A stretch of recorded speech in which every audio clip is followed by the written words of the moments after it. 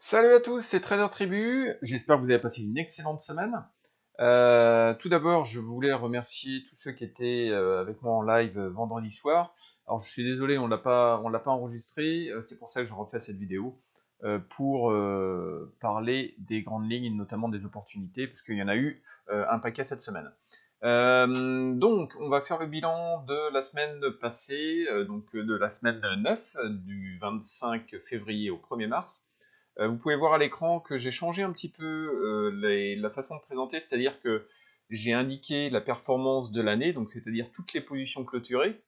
Aujourd'hui, malheureusement, je suis en moins-value de 2,3% sur les positions clôturées.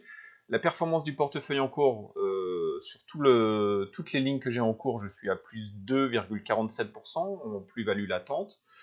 Et enfin, en performance de la semaine, je suis à moins 31. Donc ça, c'est uniquement les performances de la semaine, c'est la performance de cette semaine. Donc c'est cette semaine qui m'a plombé un peu le portif. Mais en gros, il faut additionner les deux pour avoir la performance globale, les deux premiers. Vu que j'ai moins 2,3 en clôturé et en portefeuille en cours, je suis à plus de 47. Si je clôturais tout maintenant, je serais en toute petite plus-value de rien du tout. C'est-à-dire pas de gain ni de perte.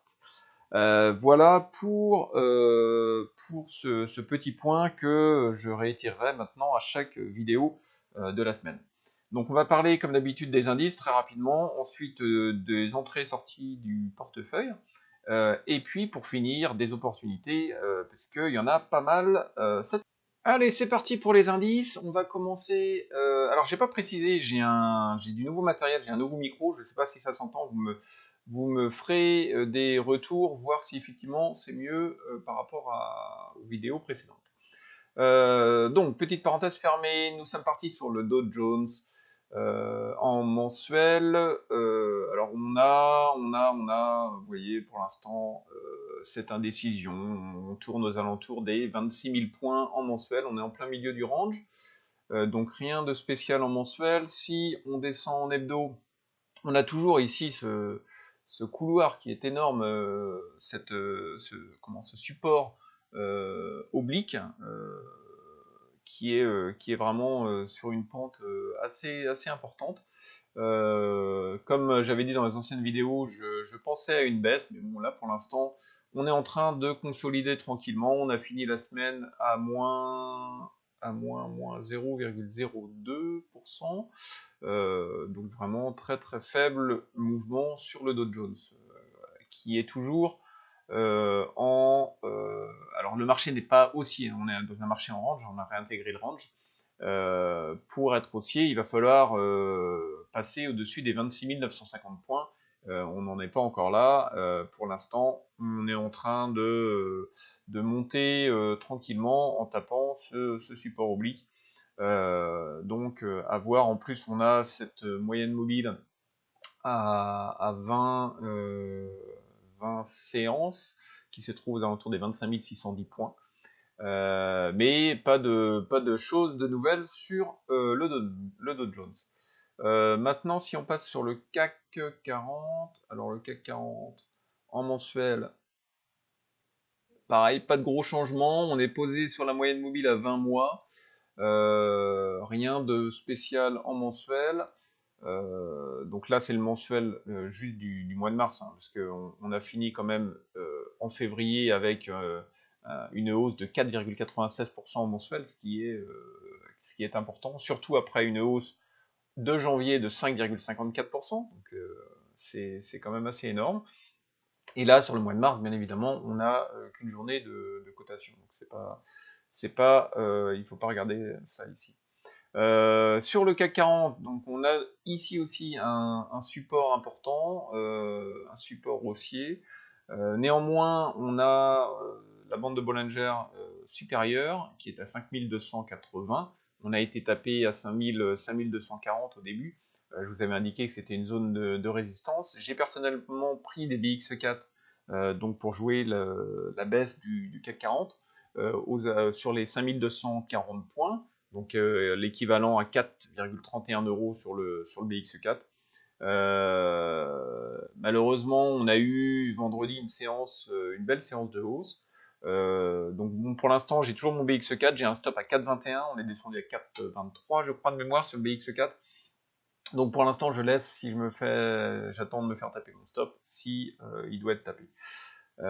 Donc ça, c'est en hebdo.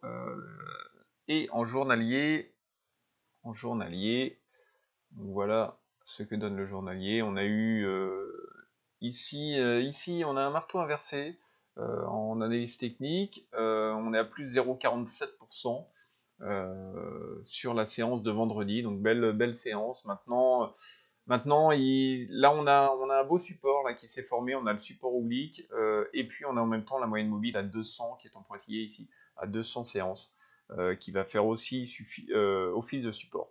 Alors donc si on venait enfoncer ce support là avec la moyenne mobile plus le support oblique, là on serait sur une consolidation pour aller chercher la moyenne mobile à 20 séances qui est à 5124 points.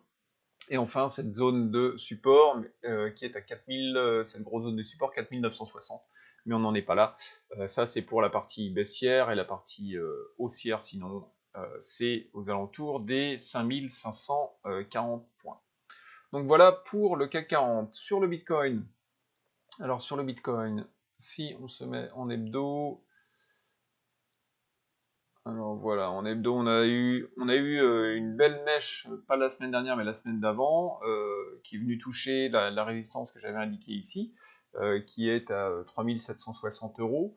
Là, on est sur une bougie d'indécision sur cette semaine, on n'a pas trop bougé en hebdo. Si on se place, pardon, en journalier, alors en journalier, qu'est-ce que ça donne? On va agrandir un petit peu. Donc vous voyez qu'en journalier, on a été touché cette fameuse résistance que j'avais indiquée la semaine dernière. Et puis depuis, on est en train de contracter les volumes, enfin pas les volumes, le cours, pardon. Vous voyez cette contraction qui est assez énorme.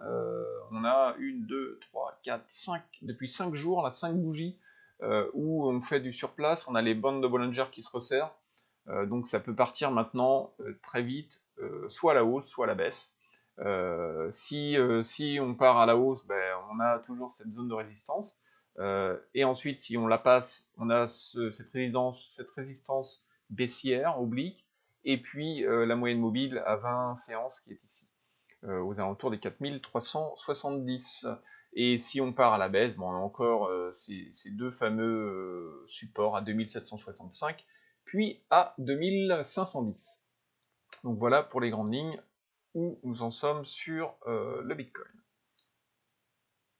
Alors maintenant on va parler du portefeuille sur la semaine dernière. Donc j'ai vendu de IIIN, vous vous souvenez, je l'avais pris en VAD, donc en vente à découvert, je l'avais pris ici sur la flèche rouge à 21,95.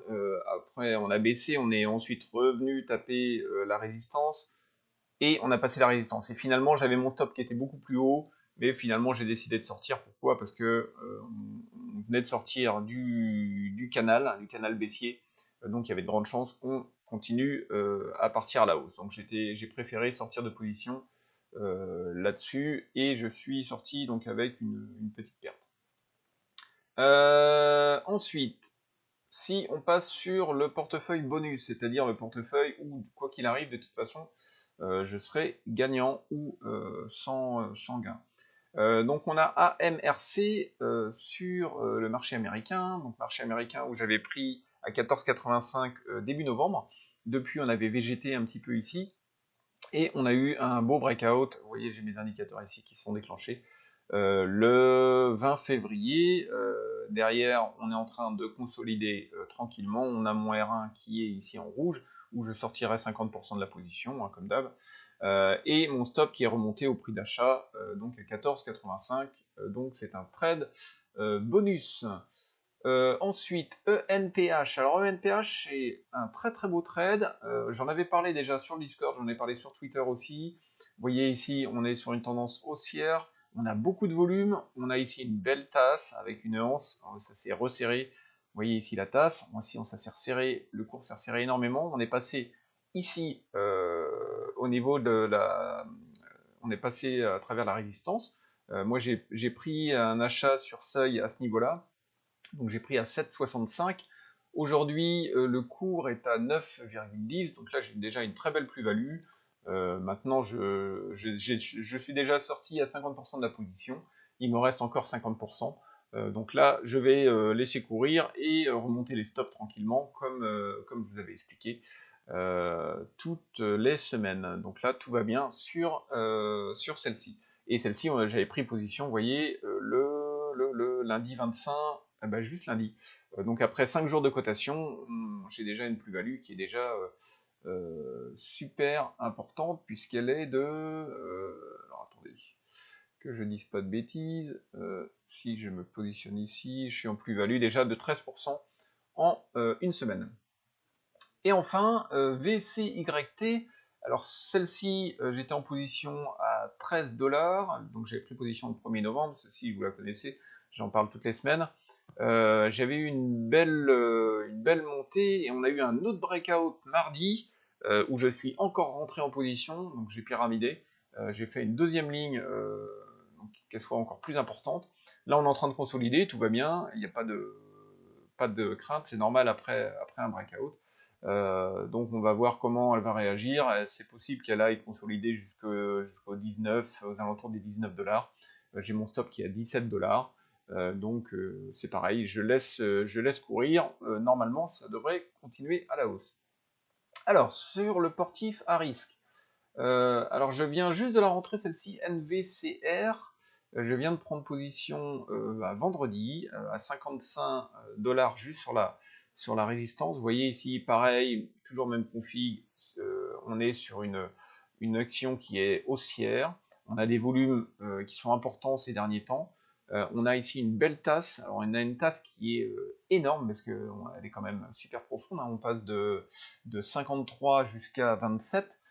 C'est-à-dire, je vous rappelle que l'objectif, une fois qu'on a passé la ligne d'eau de la tasse, c'est de reporter la profondeur de la tasse au-dessus. Donc autant dire que là on a 25 $ à peu près, donc l'objectif ça va être à peu près, si c'est 55, on est 5, 6, 7 à 80 $ en objectif, ce qui serait top. Donc là, moi j'ai déjà pris position donc à 55, je suis à 55,13 avec les frais. Et puis j'ai mon R1 donc, qui est ici à 61,26. Donc vous voyez ici, on a clairement fait un plus haut et on a clairement dépassé le plus haut qui était ici, avec en plus du volume. Donc là, c'est un beau breakout.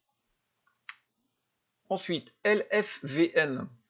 LFVN, même système, haussier. Ici, on a une tasse avec une anse.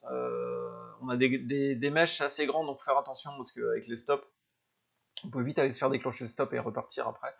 Le truc, c'est que on a ici notre résistance qui est aux alentours des 15,30, là où j'ai pris position. Là, je suis aussi dedans. Depuis, on est retourné, on a refait un pullback. Donc là, vous voyez, on a ici ce support oblique. Tant que le support n'est pas cassé, c'est bon. Si le support est enfoncé, je sortirai probablement, puisque la figure sera invalidée. RIBT, alors RIBT c'est pareil, même système, ici on a une belle tasse avec une anse. On vient de passer vendredi sur, alors c'est pas forcément en plus haut, parce que vous voyez on a toujours des petites mèches, là on a une mèche, 3 mèches ici qui sont passées en plus haut là aussi. Là on est en train de bien contracter les volumes, donc les bandes de Bollinger s'écartent des deux côtés. Donc à surveiller sur la semaine prochaine. J'ai ici mon stop qui est à 3,1 $. J'ai le BX4, BX4 on en a parlé tout à l'heure, donc là j'ai mon stop, vous voyez il n'a pas encore été touché, mais il va peut-être être touché cette semaine, si le CAC continue à augmenter. Et enfin HROW, toujours en action américaine. Ici, on a une belle tasse avec une anse assez grande où les volumes sont bien contractés. J'ai passé un ordre à seuil de déclenchement à 6,70 $. Donc il a été passé mercredi 20 février. Et depuis, donc on a fait qu'augmenter. Là, on est en train de reconsolider tranquillement. Donc là, on reste en position, bien sûr. Enfin, les opportunités. Alors, il y a pas mal d'opportunités, c'est pour ça que je voulais voir avec vous, parce que cette semaine, il va falloir regarder ça de près parce on a des très bonnes opportunités. On a d'abord GHDX. Alors GHDX, c'est pas ma préférée, mais elle est pas mal. On est, vous voyez ici, sur une belle augmentation. On a pas mal de volumes qui sont arrivés. Ici, on a une belle tasse. On est en train de former la anse. Alors, il va falloir surveiller. Probablement, ça va pas bouger cette semaine, puisqu'il va falloir remonter, vous voyez, tranquillement jusqu'ici. Et après, on aura notre breakout. Mais bon, pour l'instant, on n'en est pas là, mais il va falloir la surveiller. Donc GHDX qui est sur le Nasdaq. Ensuite, nous avons CRON, Chronos, toujours sur le Nasdaq. Alors celle-ci, elle est un petit peu plus mûre.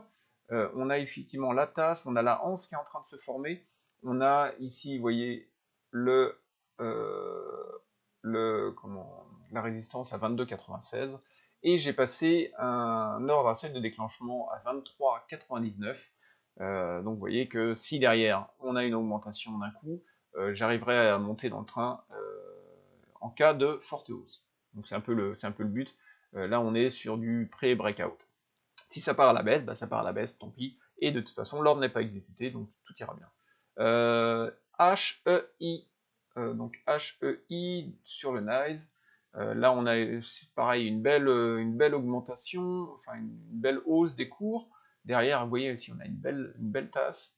Néanmoins, on végète toujours aux alentours des 93,8, donc à surveiller, puisque quand ça va partir, ça risque de partir assez fort. Le seul truc, c'est que on va attendre d'avoir les bandes de Bollinger qui sont super serrées. Là, pour l'instant, elles sont loin d'être serrées. Donc, on va attendre.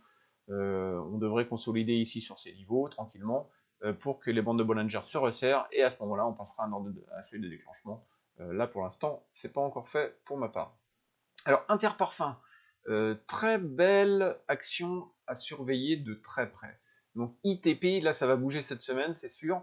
On a une belle hausse, ça c'est une de mes préférées, vous voyez la super belle hausse. On a du volume juste au niveau de la tasse, là, on a la tasse qui est matérialisée ici, avec une anse qui est en train de se contracter. Vous voyez les bandes de Bollinger, c'est ce qu'on recherche là, on est très serré sur les bandes de Bollinger. Et derrière, bah, ça peut partir à la hausse comme à la baisse.